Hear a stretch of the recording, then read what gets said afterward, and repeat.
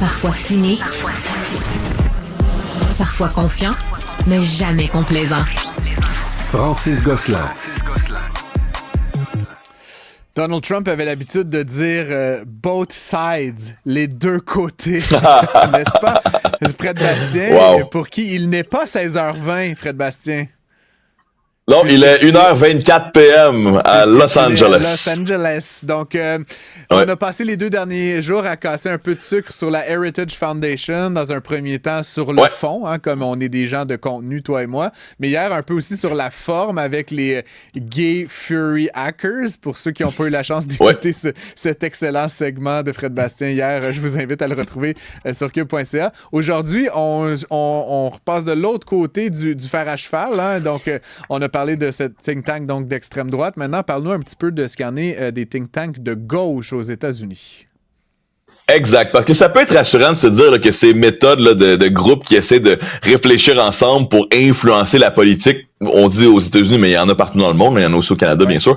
Mais on a l'impression, des fois, comme on se disait avec la Fondation Héritage, que c'était presque l'Illuminati, là, des gens qui manigançaient derrière le pouvoir. Mais on se dit, écoutez, le concept des think tanks, là, de ces groupes de réflexion, ça existe aussi à gauche. Tu sais. Puis juste avant de plonger dans 2 bons exemples, j'ai sorti 2 exemples aujourd'hui, mais je me suis amusé à voir comme l'étendue là, des groupes de réflexion aux États-Unis. Il y en a des centaines, puis il y en a qui ont commencé en 1910. Carnegie Endowment for International Peace, alors le groupe de réflexion de Carnegie pour la paix a été lancé en 1910. L'institution Brookings, très connue, en 1916. Ça, c'est des institutions qui sont non partisanes, donc peut-être un peu entre les deux. Puis j'ai trouvé là même des groupes de réflexion qui ont ouvert et fermé en 2020. J'aimerais aussi préciser qu'à la différence du Canada, puis tu sais, je pensais récemment, là, mettons, à l'IRIS qui est à l'extrême gauche, puis à l'IDM qui est plutôt à l'extrême droite, mais... Extrême! L'IRIS, c'est l'extrême! C'est pour moi tous des clowns, ces gens-là, mais bref, là n'est pas mon point. Ce sont des gens largement financés par de l'argent public. Alors qu'aux États-Unis, les fondations dont tu nous parles sont souvent, tu parles d'un endowment, c'est carrément M. Carnegie qui a mis, bon, à l'époque, ça devait être 23 $, mais aujourd'hui, c'est donc des centaines de millions de dollars équivalents. Et donc, ils dépendent beaucoup moins de l'argent public pour exister, pour faire leur travail de recherche et d'influence. Et c'est là où il y a quand même une nuance importante. Là. C'est pas, c'est souvent vraiment des organismes privés qui cherchent à influencer la politique américaine aux États-Unis. C'est extrêmement pertinent, puis peut-être justement que ça leur permet d'être encore plus idéologique, là, puis très, très, très partisan, peut-être à l'extrême. Là, je pense entre autres juste le Hoover Institution qui a commencé en 1919 à Stanford, qui est un peu plus libertarienne. Mais là, on se penche sur 2 bons exemples à gauche aujourd'hui. Connais-tu le Urban Institute, Francis? Oui, je connais le Urban Institute. Voilà, 1968, ouvert il y a 56 ans. Alors, des experts de la réflexion des politiques publiques. J'ai sorti une couple des recherches qu'ils ont publiées récemment, juste pour donner une idée à nos auditeurs. Là. Bon, premièrement, on s'est penché sur au Maryland, ils ont lancé un programme pour essayer d'aider les communautés à trouver des professeurs. Ça s'appelait Grow Your Own Teacher, donc créer ton propre professeur. Puis, et donc, un peu comme partout, il manque de profs au Maryland. Puis on s'est penché sur cette approche communautaire pour aller chercher dans les ressources locales des profs, plutôt que de s'adresser peut-être à une statistique ou à faire des offres à l'extérieur des communautés, ben trouver des gens déjà sur place. Ça semble avoir été efficace pour le Maryland selon le Urban Institute. Sinon, bon, on a réfléchi beaucoup à Medicare. Est-ce que ça a bien fonctionné sur certains points? Comment est-ce qu'on peut améliorer ou optimiser cette politique publique? Sinon, ça, j'ai trouvé ça tellement intéressant. Puis là, peut-être que c'est là où on s'approche là, de ta gauche que tu trouves un peu plus extrême, là, mais on a évalué à quel point ça fonctionne bien d'élever des enfants comme dans un milieu de garderie, mais sans avoir de licence officielle pour le faire. Est-ce que ça fonctionne bien? Tu sais, ça me fait penser peut-être à plusieurs personnes issues de l'immigration qui se retournent vers issues de l'immigration pas encore officielle, là, qui se retournent vers les garderies et les enfants pour peut-être avoir une manière de subvenir à ses besoins. Puis ben, l'étude semble dire que c'est une bonne nouvelle pour tout le monde, incluant les enfants qui sont impliqués. Bon, donc, est-ce que c'est coloré un peu? Libéralisation du marché des garderies, est-ce que c'est ça ton point exactement? Je suis sûr qu'il serait tellement content de t'entendre dire ça, Francis, là, définitivement. Sinon, un autre truc que je trouvais intéressant qui a été publié là, avant hier, là, le 10 juillet, c'était 5 enjeux qui allaient motiver les jeunes aux aux élections par rapport à la crise de l'habitation.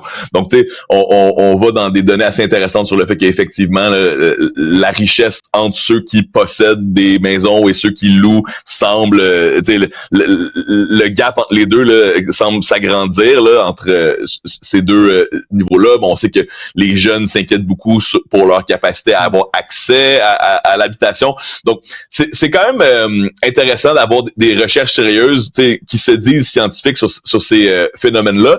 Parce que je pense que ça prend toujours deux côtés de médaille pour avoir l'opinion la plus éclairée possible sur les décisions qu'on peut prendre. Avant de parler d'un autre des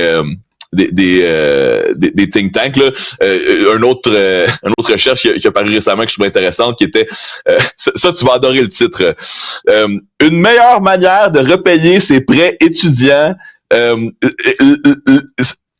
ferait une corrélation entre le temps que ça a pris les payer et le montant qu'on a pris pour qu'on a emprunté en tout. Donc j'ai l'impression qu'on fait des espèces de passes mathématiques pour essayer de justifier là, l'élimination de la dette étudiante à nouveau là, tu sais, ce qui est Mais c'est très à gauche, on le sait. Je connais pas le Urban Institute, sinon que je sais que ça a été fondé par, je pense, Lyndon Johnson, en tout cas un ancien président.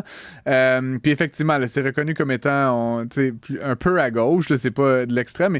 Mais tu sais, ce que je reproche souvent avec ces organismes-là, puis on parlait de ceux au Québec là, que je vais pas renommer, mais j'ai l'impression qu'ils partent avec une conclusion, puis là, ils trouvent les données statistiques, économiques pour un peu étayer cet argument-là, quitte à en inventer des indicateurs qui n'ont pas de maudit bon sens, qui sont pas comparables avec aucun autre pays. Puis tu sais, je veux dire, j'ai critiqué à ce micro, par écrit dans le journal, des études qui ont pas de maudite allure, puis qui reprennent tellement un sous-ensemble des données que finalement, ça veut plus rien dire. Puis finalement, ça fait les titres des journaux, ça influence des ministres à penser telle affaire, puis ça fait de la mauvaise politique à la fin. Puis tu sais, gauche ou droite, là, si l'objectif qu'on a en commun, c'est de régler les problèmes, c'est pas en prenant des solutions extrêmes d'un bord ou de l'autre qu'on va y arriver. Mais je dis souvent que je suis de l'extrême centre, là, Fred Bastien, là, mais non, mais c'est un peu ça. Fait que, bref, je te laisse continuer, excuse-moi, mais je vais ranter. Non, mais par rapport à ce que tu dis, non, mais j'adore.